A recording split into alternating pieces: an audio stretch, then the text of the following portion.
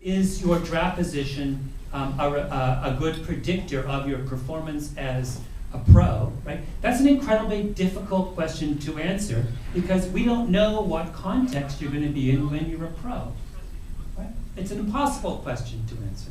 It's like saying, take 5 students at random and I give you their academic record and I say who's going to be the most successful professional of the 5. You can't answer that question until you know where those students are.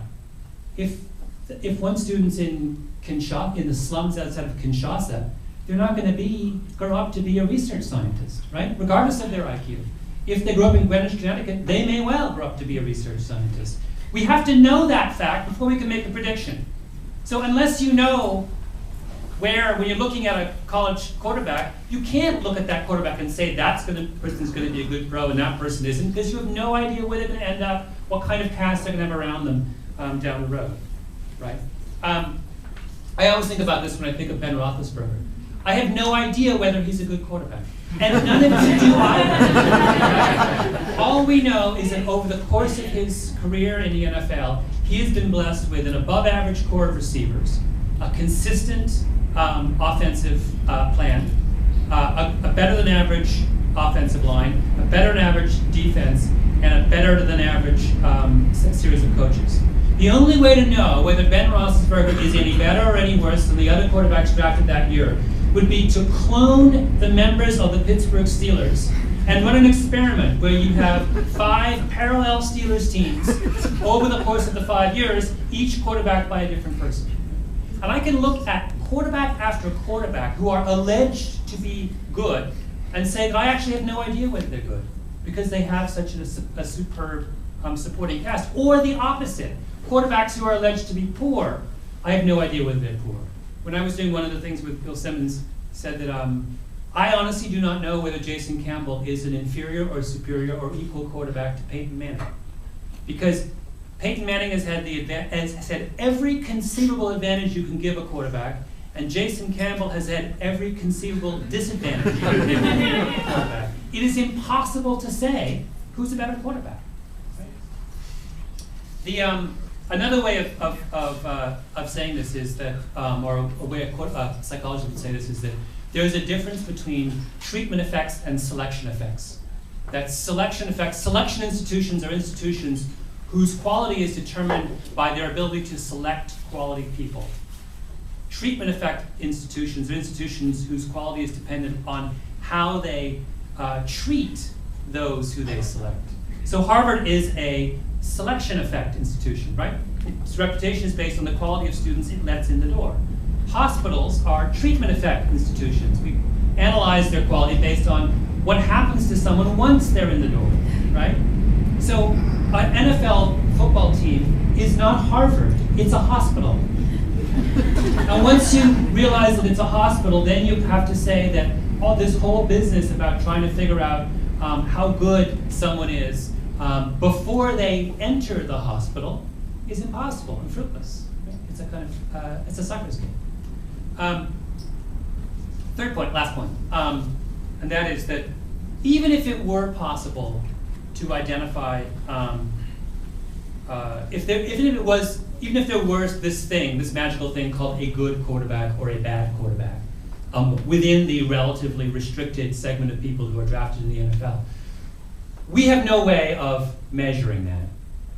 When I made that comment about how you'd have to clone the members of the Pittsburgh Steelers in order to figure out whether Ben Roethlisberger is any better than his peers in the draft of 2005, I can't remember. I meant it. We do that, when we test drugs, for example. You cannot get a drug approved in this country unless you have a double-blind, randomized clinical trial, right?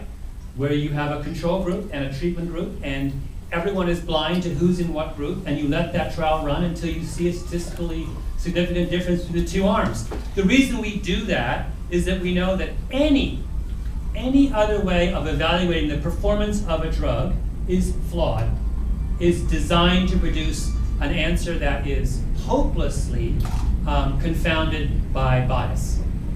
So until we can do that kind of test in the world of quarterbacks, which is never, we have to accept the fact that every answer we have to the question of whether someone is any good is hopelessly confounded by all of the biases. So this will be my sort of final thing, and that is that the thing that most amazes me about the discussion around this topic in the sports world is that for so many people, the default position is that the draft works, right? And they say, well, if you dispute that fact, it's up to you to come up with evidence in support of the fact the draft doesn't work. That's backwards.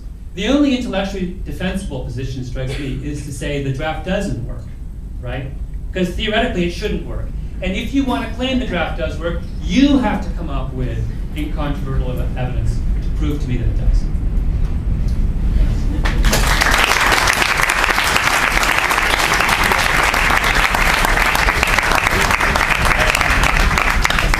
I guess I have time for questions.